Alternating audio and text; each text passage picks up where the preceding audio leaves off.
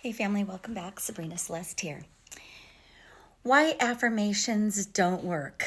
That's a pretty bold statement coming from me. I consider myself a master manifester. Say that 3 times really fast. Because to affirm just simply means making a statement. You're making a statement. I have all the money that I could ever need and want. That's an affirmation.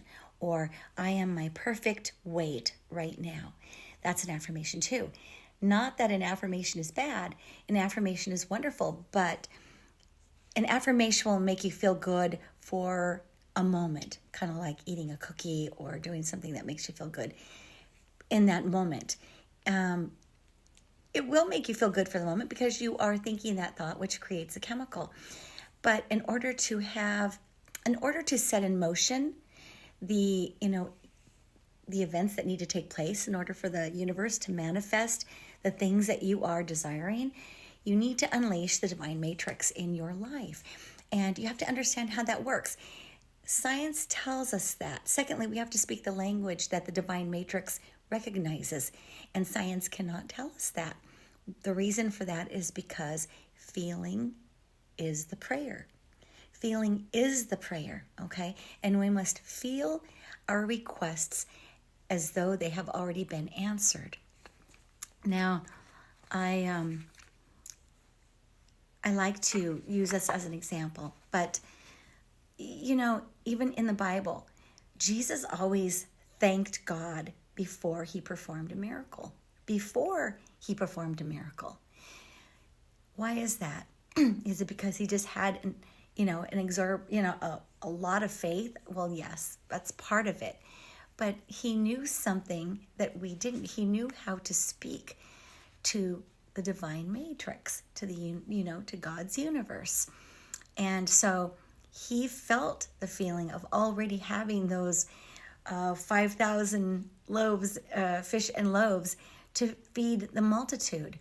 And so therefore, they were there. Incidentally, the Bible also tells us that we can, he states that we can even do these works and even greater works if we have the faith.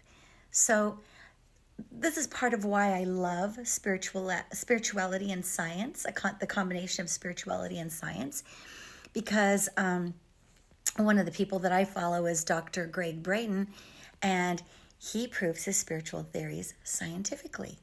So affirmations, simply stated by itself, don't work. They'll make you feel good for a moment.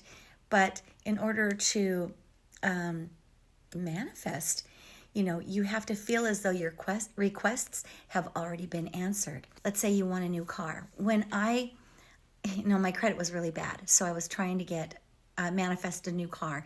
This was a long time ago, about 25 years ago. So I had read this book, Write It Down and Make It Happen. In the book, it talks about writing the things that you want and then feeling the feeling of what it feels like to already have that.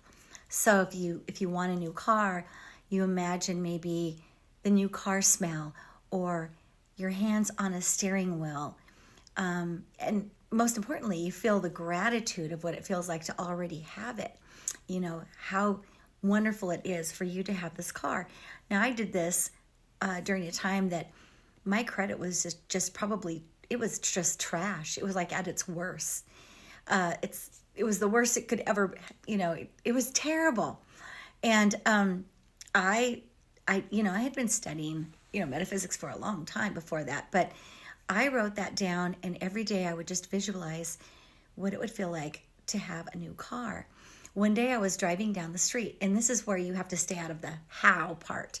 I was driving down the street, and something just told me to pull into this used car lot. Don't ask me why. So I pulled in, and I got out, and somehow, some way, he financed me for my first car, which was a Toyota RAV, and it was blue and sparkly. My son named it Sparkle. So now I name all my cars. But that's how I got Sparkle. So don't underestimate the law of attraction and manifestation. Just understand the science behind it and how to speak to the divine matrix. I'm a big fan of Greg Braden, and Greg says that thought and emotion must become one.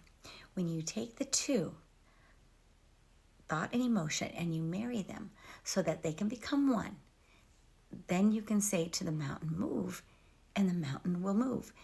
We ask and we ask and we ask, but it seems like nothing happens. That's because asking is not done with the voice. To ask, we must speak to the field of the divine matrix, the language that the field recognizes. It does not recognize our voice. It recognizes the strong and powerful emotions of the heart.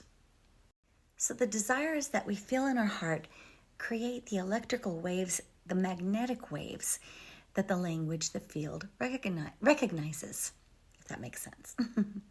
Again, so when you create the feeling in your heart as if the prayer or request has already been answered, that is what creates the electrical waves, the electrical and magnetic waves in which God and the universe understands. Then that which you manifest or that which you desire will manifest.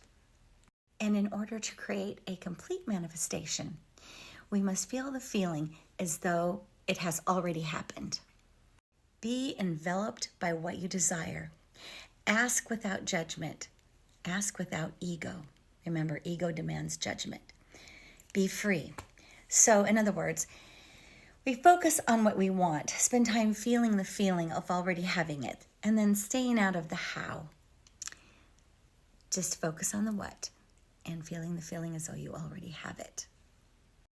I hope you found this video helpful, and if you have any questions, I have been studying this for a very long time. Feel free to email me. I'll post my email in the description box, and just have fun with it. Oh, and please subscribe. I always forget to ask because I just love doing these videos, and I hope you find them somewhat helpful. That's it. Mwah. Love you guys. Take care. Bye.